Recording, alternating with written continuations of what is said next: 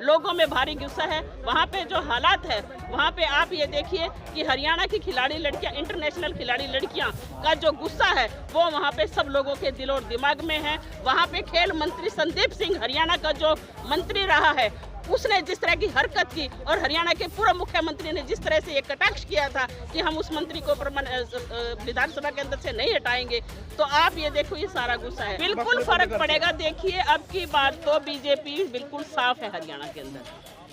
अब की बार कांग्रेस की सरकार वहां बनेगी और बीजेपी वहां पे साफ है। हम समर्थन बीजेपी को हराने वाले कैंडिडेट को कर रहे हैं। हरियाणा माफ की गई। लेकिन अगर आप लोग जिस तरह से ये देश में महिलाओं के साथ जो शोषण जुल्म अत्याचार हो रहा है उस पर आप प्रश्न उठा रही हैं, ये एक हिस्सेदारी की बात की जाए तो राजनीतिक हिस्सेदारी मोदी जी ने शोषित वंचित समाज को दिया है, और आप जो अपराधियों को बता रही हैं कि जो अपराधी छूट जाते हैं वो मामला कोर्ट का होता है। मामला कोर्ट का होता है, लेकिन मामला ये कोर्ट का नहीं है। मामला इसलिए कह रहे हैं कि ये जो मोदी ने मतलब दलित शोषित तबके को आप कह रहे हो ना कि उसमें जगह दी है, लेकिन वो उस तरह के उनके मोहर बनाई है, सिर्फ वो स्टैंप की तरह यूज होते हैं। वो उनके किए, उन्हीं के मतलब लगाए हुए, उन्हीं से खरीदे हुए लोग हैं।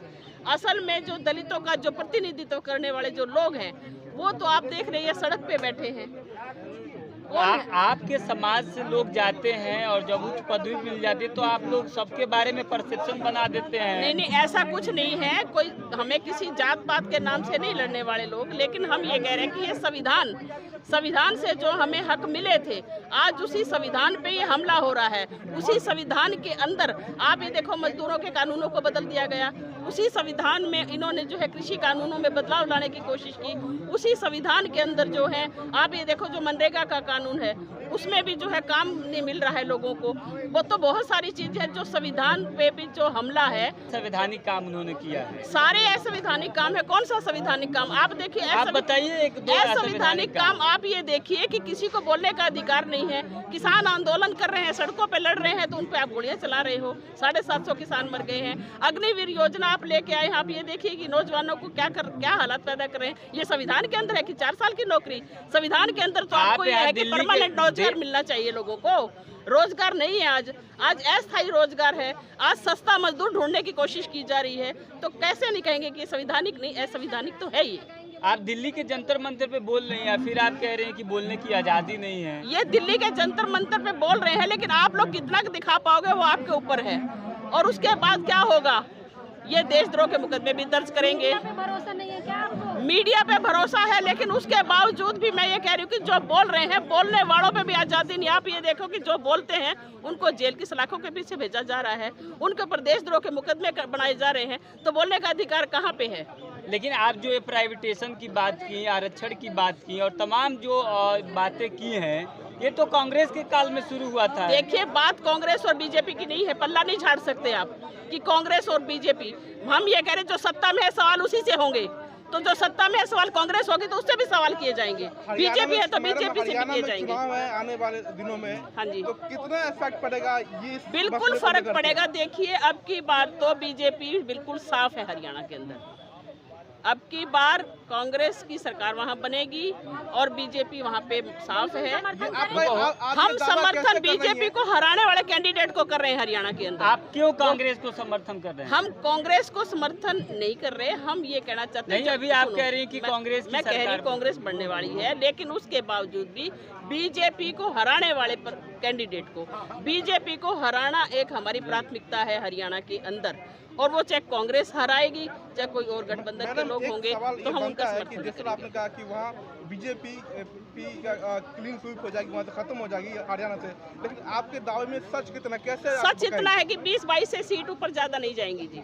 ये मैं बिल्कुल दावे से, मैं इसलिए कह रही हूँ कि हम भी एक संगठन के लोग हैं, वहाँ पे लोगों के बीच में जाते हैं, हर जिले के अंदर जाते हैं, लोगों में भारी गुस्सा है। वहाँ पे जो हालात है वहाँ पे आप ये देखिए कि हरियाणा की खिलाड़ी लड़कियाँ, इंटरनेशनल खिलाड़ी लड़कियाँ का जो गुस्सा है वो वहाँ पे सब लोगों के दिल और दिमाग में है। वहाँ पे खेल मंत्री संदीप सिंह, हरियाणा का जो मंत्री रहा है, उसने जिस तरह की हरकत की और हरियाणा के पूर्व मुख्यमंत्री ने जिस तरह से ये कटाक्ष किया था कि हम उस मंत्री को विधानसभा के अंदर से नहीं हटाएंगे, तो आप ये देखो ये सारा गुस्सा है। उसके बाद वहाँ पे परिवार पहचान पत्र जो लागू किए गए हैं उसमें से 9,52,000 लोगों को जो है हटा दिया गया है। इसके अंदर बीपीएल श्रेणी के अंदर से लोगों को राशन से वंचित हो गए हैं। इसलिए वहाँ पे बोलेंगे, वहाँ पे इसलिए बोलेंगे कि स्वास्थ्य का जो हाल है, आयुष्मान कार्ड जिस तरह के बनाए हैं, उन आयुष्मान कार्डों पे 1 रुपए का किसी को लाभ नहीं मिलता, इसीलिए वहाँ से हटाएंगे। वहाँ पे जिस तरह से धर्म के नाम पे वहाँ पे लोगों को बांटने की कोशिश की गई है, हिंसा के नाम पे आपने देखा होगा नूह के अंदर किस तरह से कोशिश की है इन्होंने बांटने का काम। ये अच्छी बात है, मैं सलाम करती हूँ कि हरियाणा के अंदर जो किसान संगठन थे उन्होंने प्राथमिकता से लेते हुए एक सद्भावना जो भाईचारा वहाँ पे कायम किया, इसी से ये लोग पीछे मुड़ पाए हैं। नहीं तो हर तरह से ये वहाँ पे आपस में हमें लड़वाने का जो हम काम करें। अभी आपने देखा होगा फरीदाबाद के अंदर कि गोरक्षा के नाम पे गोरक्षक जो है एक हमारे नौजवान बच्चे को हत्या कर देते हैं और उसके बाद वो हत्यारे जो हैं वो बोलते हैं कि हमें ये नहीं पता था कि ब्राह्मण का लड़का है। अरे हम पूछते हैं कि आपको किसने लाइसेंस दिए हैं?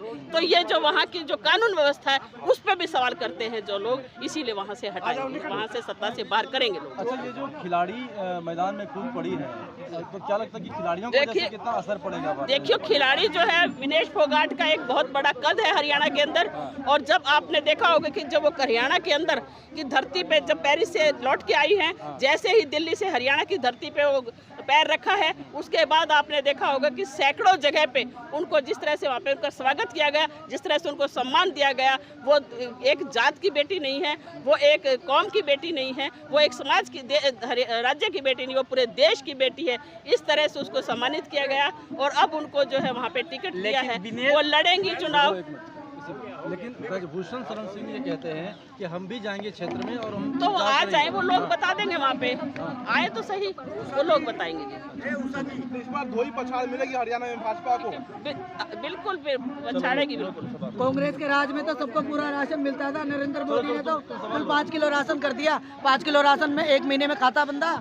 अभी आप ही लोग से मुख से तो निकला गया है कि जिस तरह से देश में महंगाई और बेरोजगारी और भुखमरी बढ़ी है, हाँ, ये सब नरेंद्र मोदी का कमाल। राशन नहीं देते तो और भुखमरी मर जाती। तो क्यों कांग्रेस के राज में तो सबको पूरा मिलता था, मोदी सारा राशन खा गया क्या? कांग्रेस इस देश में 55 साल राज की है। हाँ। ऐसा है, 2013 में जो है सबका राशन में 2 किलो चीनी मिलती थी, ठीक है, सब चीज मिलती और गेहूँ मिलता था, चावल मिलते थी, दालें मिलती थी और तेल मिलता था। अब सिर्फ 2 किलो से 1 किलो चीनी पे लेके आ गए हैं। गेहूँ 10 किलो की 5 किलो लेके आए हैं, दिल्ली वालों को उसमें भी बांटा।